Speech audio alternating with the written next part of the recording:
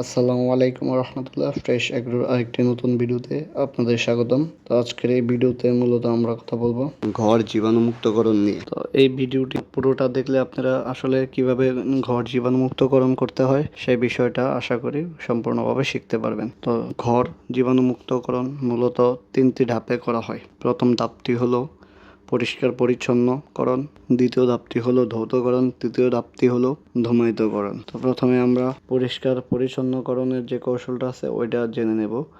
আপনাকে প্রথমে আপনার ঘরের যত যন্ত্রপাতি আছে যেগুলো আপনি ব্যবহার করবেন ওইগুলার গায়ে লেগে থাকা ময়লা আবর্জনা ধুলাবালি যা আছে সব কিছু ঝেড়ে ফেলতে হবে। তারপর এইগুলাকে যে যন্ত্রপাতিগুলো আছে সবগুলাকে আপনার ধৌতকরণ করতে হবে। এটা হচ্ছে আমাদের দ্বিতীয় নাম্বার কৌশল। কাঁচা সোডা বা ডিটারজেন্ট পাউডার মিশিয়ে তা দিয়ে সমস্ত মেঝে, দেয়াল, নেট, যন্ত্রপাতি সবকিছু ধৌত করতে হবে।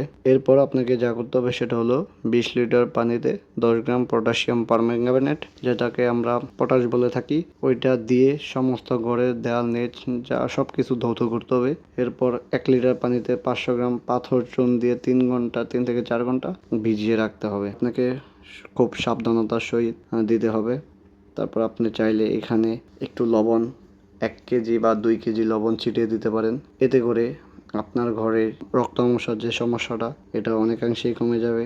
তারপর যদি আগের ব্যাচে রক্তামশা হয়েও থাকে তাহলে ওই ব্যাকটেরিয়াগুলো আর থাকবে না, ওইগুলো মরে যাবে। তারপর সর্বশেষ যে প্রসেসটা ওইটা হচ্ছে আপনার ধূমায়িতকরণ। তবে ধূমায়িতকরণ তখনই করবেন যখন আপনার চুনের প্রলেপটা একদম পুরোপুরিভাবে শুকিয়ে যাবে। তাহলে আমরা চলে আসি ধূমায়িতকরণের প্রসেসে। তো ধূমায়িতকরণ করার জন্য প্রথমেই আপনার ঘরের যে আয়তন ওইটা মাপ দিয়ে নিতে হবে। তাহলে আয়তন যদি মাপ দিতে চান আপনাকে যেভাবে মাপতে হবে সেটা হলো ঘরের দৈর্ঘ্য, প্রস্থ এবং উচ্চতা তিনটাই মাপ দিয়ে নেবেন। মাপ দিয়ে 3টার গুণফল যেটা হবে ওইটাই হচ্ছে আপনার ঘরের আয়তন। তবে আমাদের যে হিসাবটা থাকতো আমাদের পরিমাপের জন্য আসলে 100 ঘনফুট জায়গার জন্য আপনাকে 35 ml হচ্ছে ফরমালিন নিতে হবে, আর 100 ঘনফুট জায়গার জন্য হচ্ছে 17.5 গ্রাম পটাশিয়াম পারম্যাঙ্গানেট। তো আমরা এই হিসাব ধরে আসলে কত স্কোয়ার ফুটে কতটুক আসলে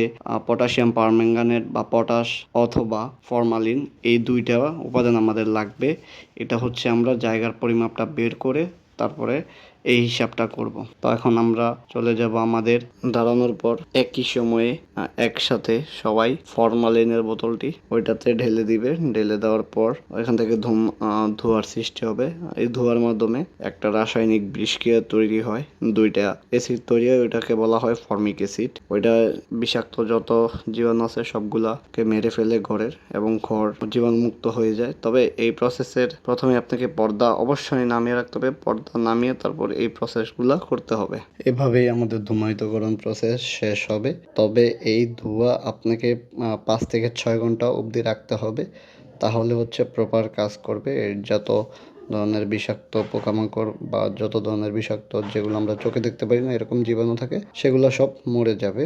তারপরে হচ্ছে 5-6 ঘন্টা পরে আপনি রেডি থাকবে, তখন আপনি বাচ্চা তুলতে পারবেন। তো আশা করি এই ভিডিওটি আপনাদের কিছুটা হলেও উপকার করবে, কারণ এই ভিডিওতে অনেকগুলো তথ্য তুলে ধরা হয়েছে কিভাবে আপনি আপনার ঘর জীবাণুমুক্তকরণ করবেন, আর এটা অনেক জরুরি একটা বিষয়। তো আপনাদের যদি এই ভিডিওটি ভালো লেগে থাকে তাহলে এরকম আরও নতুন নতুন ইনফরমেটিভ ভিডিও পেতে আমাদের চ্যানেলটিকে সাবস্ক্রাইব করে পাশে থাকা বেল আইকন বাটনটি প্রেস করে রাখুন, যেন আমরা নতুন কোনো ভিডিও আপলোড করার সাথে সাথে আপনার ড্যাশবোর্ডে চলে যায়। আসসালামু আলাইকুম।